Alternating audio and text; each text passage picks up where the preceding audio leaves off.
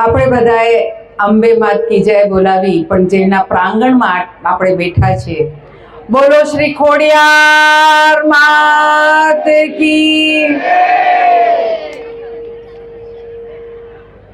અને માતા કહીએ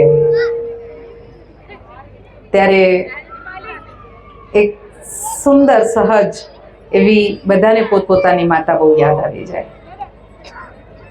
જેનો પ્રેમ નિર્મળ હોય, નિસ્વાર્થ હોય, એને આપણે માતા કહીએ. અને એટલે જ સ્ત્રીને मातृशक्ति कहवाई है. तो सबसे पहले मुझे लगता है कि यहाँ सभी गुजराती नहीं है और सभी मराठी भी नहीं है, तो हमें ऐसे समय हिंदी ही चूज करना पड़ता है. मंच पे मेरे सभी प्यारे साथियों और सामने मेरे सभी माताएं, बहनें और सभी भाइयों और बहनों, बच्चों, आज इस प्रांगण में जब हमने खोडियार माता की जय कहा है और इस प्रांगण में सबसे पहले हिंदवी स्वराज्य के संस्थापक छत्रपति शिवाजी को वंदन करते हुए, मातृशक्ति कभी भी माता को नहीं भूलती, जिजाऊ माता को नमन करते हुए, बाबा साहेब आम्बेडकर जी को याद करके नमन करते हुए, स्वतंत्र वीर सावरकर जी को याद करके नमन करते हुए, महाराणा प्रताप के शौर्य गाथा को याद करते हुए आप सभी को बहुत बहुत शुभेच्छा देती हूँ.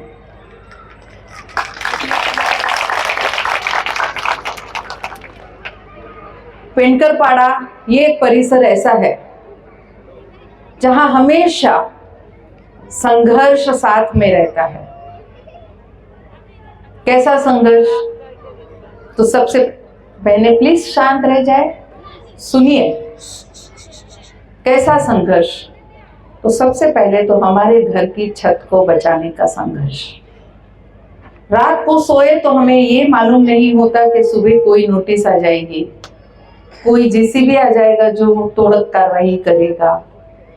ये संघर्ष आपने 2014-2019 ये इसकी चरम सीमा पर था, जब आपने देखा कभी भी हमारे यहाँ तोड़क कार्रवाई हो जाती थी, कभी भी नोटिस आ जाती थी.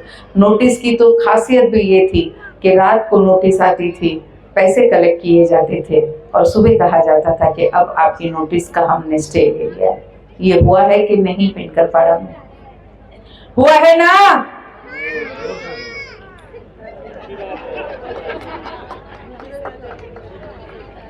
और स्पेशली गुजराती चौल, बार बार की नोटिस, बार बार का डर, बार बार का भय कि कल हमारी छत रहेगी कि नहीं, ये भय हमने हमेशा से इस साए में ही हमने इतने साल निकाले हैं.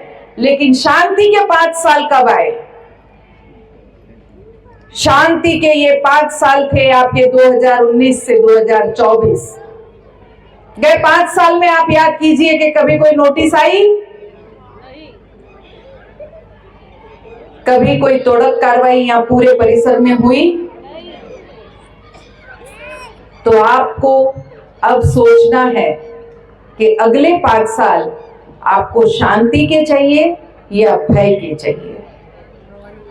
शांति के.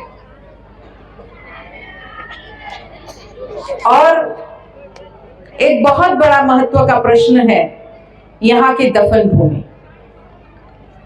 यहाँ की दफन भूमि के लिए कुछ आंदोलन हुए, हमारे बच्चे, उन पे एफआईआर हुई. मैं पूछना चाहती हूं कि कल रातों रात वहां कुछ मिट्टी डाली गई, कहीं पूछा है आपने कि रात को कॉरपोरेशन, किसी कॉरपोरेशन काम करती है? ये जो मिट्टी डाली गई वो कौन सी मिट्टी डाली गई, किसके यहां से डाली गई, ये पूछा आपने? तो मैं आपको बताना चाहती हूं कि जो सब स्मशान भूमि का टीडीआर भी खा गए हो, बिल्कुल डिस्टर्ब ना हो. इन लोगों का काम ही है अच्छे कामों में विघ्न डालना. तो आपको पता है ना, पुराने जमाने में जब संत यज्ञ करने बैठते थे तब कौन आके हड्डियां डालता था? फिर आप विचलित क्यों होते हैं? हड्डियां तो आएगी ना. नेता कैसी हो, गीता जैन जैसी हो, हमारी नेता कैसी हो, गीता जैन जैसी हो। गीता जैन मैडम आगे बढ़ो, हम तुम्हारे साथ हैं, गीता जैन मैडम आगे बढ़ो, हम तुम्हारे साथ हैं, गीता जैन मैडम आगे बढ़ो, हम तुम्हारे साथ हैं, हम तुम्हारे साथ हैं। चलिए, अब वो चले गए, हड्डियां डाल के थोड़ा सा प्रयत्न करके अब वापस निकल गए। आएंगे वापस 5-10 मिनट में, वापस हड्डियां डालने आएंगे, कोई प्रॉब्लम नहीं है।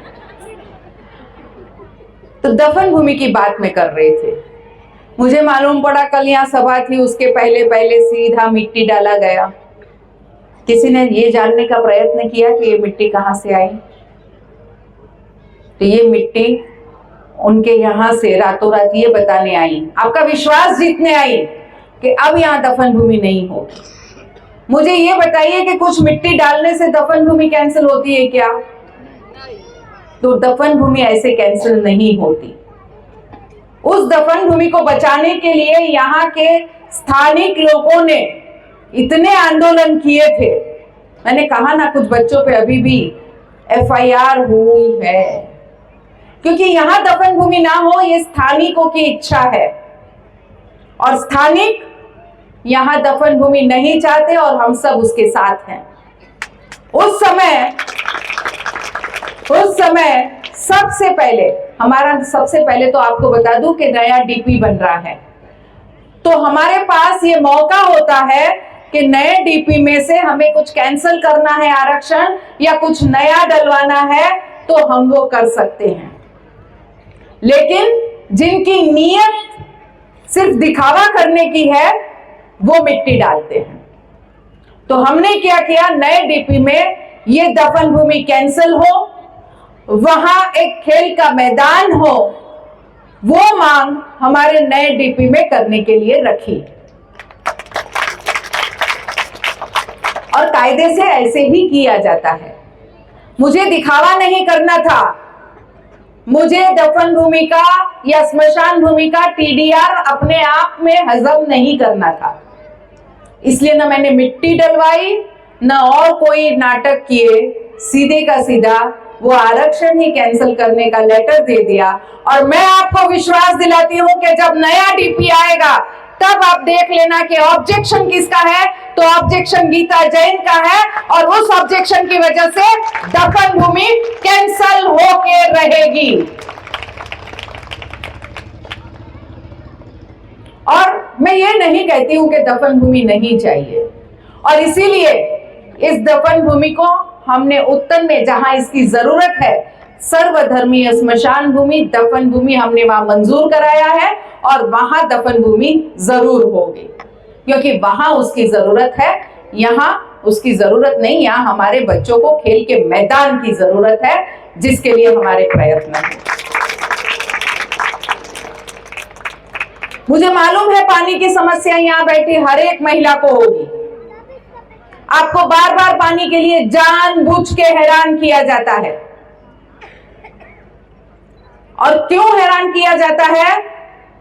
ताकि फिर आप कनेक्शन मांगने जाओ, फिर एक एक कनेक्शन के 20,000 फिर 25,000 किती घेते मोरे जी? 35,000 भाव वाढलाय तुमच्याकडे। 35,000 एक कनेक्शन के। मैंने अभी अभी कुछ लास्ट में 3-4 कनेक्शन करवाए। मोरे जी कितने में हुआ? फ्री में। बताओ आप ऊपर गए, किसका हुआ है? आइए जरा सामने आइए, ऊपर आइए आप भी। किसका हुआ है? आइए। एक हमारे चाचा का हुआ था, वो नहीं दिख रहे हैं। चाचा रिक्शा पे गए। आपका कनेक्शन कितने में हुआ? फ्री में हुआ। कितने दिनों में हुआ? हो गया 1 महीना। किसने किया? गीता मैडम ने। इनको यहाँ क्यों बुलाया? इनको यहाँ मेरी वाहवाही करने नहीं बुलाया, लेकिन आप लोगों को पता पड़े कि किस तरह से यहाँ आपको लूटा जाता है। गलत नोटिस देके उसके लिए 20-20, 25-25 हजार आपके एडवोकेट के नाम। आप बैठिए मैडम जी। ऐसे पानी के कनेक्शन, उसके लिए फिर 35,000, टैक्स पावती, उसके लिए फिर 20-25 हजार, और वो टैक्स पावती अगले साल वापस उस नाम से नहीं आती। यानी कितना झोलझाल है भाई। ये पेंटर पाड़ा बोला तो सब झोलझाल तो बहुत ज्यादा हो रहा है यहाँ। तो आपको बता दूं कि इस तरह से लुटेरे डकैत आपको लूट रहे हैं। जागरूक होइए और ऐसे लुटेरे को सीधे बाउंड्री के बाहर करिए। फिर एक आंदोलन कहे तो गीता जैन क्लस्टर ले आई है, तो हमारे गांवठन का क्या होगा? आपके घर में जब 4 चीजें बनती है और आपको उसमें से एक पसंद नहीं है, तो आप वो अपनी थाली में नहीं लेते ना? लेते हो क्या? वैसे ही क्लस्टर का है। हम पूरे शहर के लिए क्लस्टर ले आए हैं। जिसको चाहिए वो इस योजना का लाभ ले, जिसको नहीं चाहिए वो अपने गांवठन में खुश रहे, क्योंकि आपकी साइन के बिना न क्लस्टर होगा न आपकी चाल टूटेगी। हाँ, एक बात और है कि क्लस्टर में जाने से आपको इसी जमीन पे बड़ा घर मिलता और आपके हक का घर मिलता, जिसकी टैक्स पावती सही में आप ही के नाम की होती। अगले साल कुछ और, बाद में कुछ और, ऐसा नहीं होता। एग्रीमेंट हो जाता और आपको हमेशा से आपका एक बहुत सुंदर घर मिल जाता।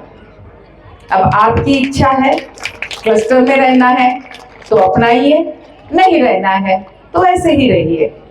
अपनी अपनी चॉइस है। उसके लिए ये कहने की जरूरत नहीं है कि यहाँ आपकी जमीन हड़पने के लिए गीता जी क्लस्टर लाई है, बल्कि जमीन कौन हड़प रहा है ये मैं आपको बताती हूँ। आपने देखा होगा, ये आपकी गली के बाहर जाओ तो सभी जमीनें हड़प के क्या बनाया गया है? किसने हड़पी है? तो 2014 से ये सब आपकी एनक्रोचमेंट 2014 से 2019 के बीच में हुई है या नहीं हुई है? तो ये हड़पने का काम 2014 से 2019 के बीच में हुआ है। और कौन थे तब एमएलए? चोर है वो, चोर है। लुटारू भी है, चोर भी है, सब कुछ है। तो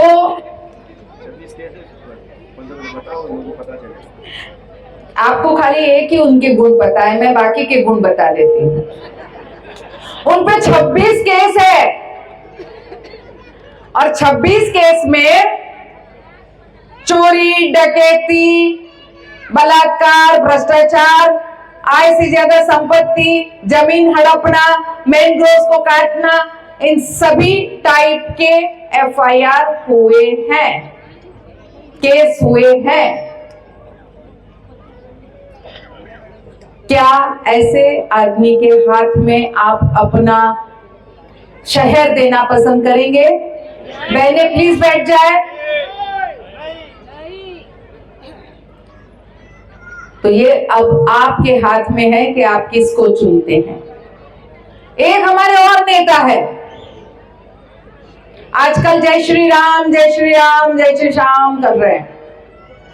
आप और मैं जय श्री राम करें, हमारी आदत में, हमारे धर्म में है। जय जिनेंद्र कहे, जय श्री राम कहे, हम करते हैं। यहां गई तो जय माता जी, स्वामी नारायण जी में गई तो जय स्वामी नारायण, जय श्री कृष्ण, ये सब हमारे धर्म में है। हम कहते हैं, हमारे लिए कोई नया नहीं है। लेकिन जिसका धर्म अल्लाह अकबर बोलने का है, वो आजकल जय श्री राम कर रहे हैं।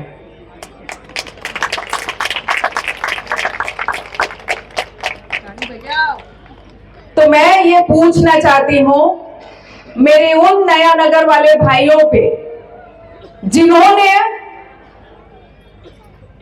धर्म, सनातन धर्म का अपमान किया था, जिन्होंने हमारी ध्वजा को नीचे फेंका था, जिन्होंने उस पे थूका था, जिन्होंने उसको लात मारी थी, उस समय ये नेता क्यों नहीं नीचे उतरे उस झंडे को, उस ध्वजा को बचाने के लिए? तब वो कहां थे? और आज आपको इलेक्शन के समय हमारे राम जी की याद आ रही है? क्यों नहीं? अल्लाह अकबर। क्योंकि उन्हें राम जी पे प्रेम नहीं है, उन्हें राम जी के नाम पे आए हुए वोटों पे प्रेम है। और अगर सही में उनसे प्रेम है, सही में वो भगवा झंडा फहरा रहे हैं, सही में वो सनातनी बनना चाहते हैं, तो मैं उन बिरादरी के सभी को बोलना चाहती हूं कि आपके नेता का अनुकरण आप भी कीजिए, सभी भगवा फहराइए। हम बहुत खुश हो जाएंगे जब हमारा मीरा भाईंदर शहर भगवामय हो जाएगा और सभी का धर्म एक ही रहेगा, सनातन धर्म। और कम से कम उनको ये तो सिखाएगा हमारा धर्म कि धर्म का सम्मान, धर्म पे गर्व कैसे किया जाता है।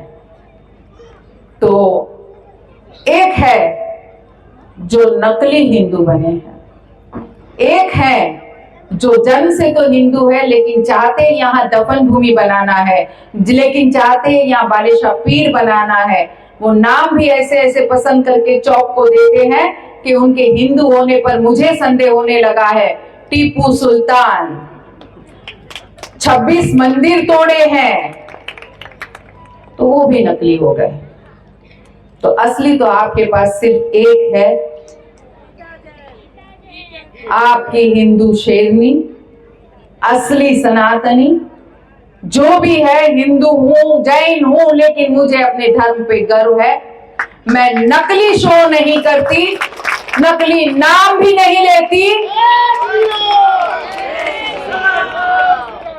जय श्री राम, जय जय श्री राम।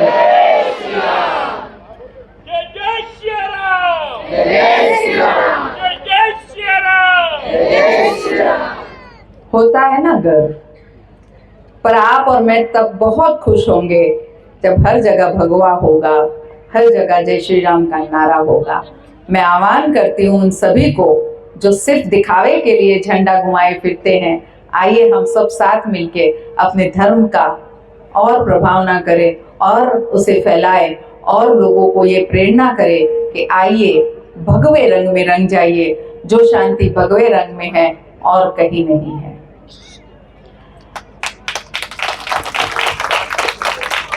तो ये थी पेंटर पाड़ा की बातें। जो बातें मैंने आपको बताई, आपको अगर आपका पेंटर पाड़ा बचाना है, आपकी जमीनों को बचाना है, आपके घर की छत को बचाना है, तो सोच समझ के निर्णय लीजिएगा। अब एक बात और कही जा रही है कि बटेंगे तो कटेंगे। हमारे यहाँ तो कुछ अलग ही है, अगर हम बट गए तो हमें लूट लिया जाएगा, बटेंगे तो लूटेंगे। तो बता दीजिए सबने मिलके एक ही कि हम सिर्फ असली को चुनेंगे। हम न बटेंगे, न कटेंगे, न लूटेंगे। सिर्फ और सिर्फ जब हम गीता जैन को चुनेंगे, 2019 में भी हम 3 थे, आप सब एक हो गए। आप सबने मिलके गीता जैन को चुना और इसका परिणाम ये है कि 5 साल अमन और चैन हमारे शहर में था।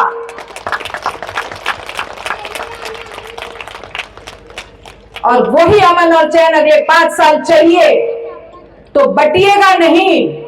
सब के सब मिलके जो आपको 5 साल अमन और चैन दे पाया, जो आपके घरों को कहीं तेरी नजर से भी नहीं देखा, न देखने दिया। आप ही के एरिया में पेंटरपाड़ा में किसी का घर टूट रहा था, तो मैंने आके उस अधिकारी को थप्पड़ जड़ दिया था। तो ये तोड़ने का काम गीता जैन नहीं करती, बचाने का काम गीता जैन जरूर करती है।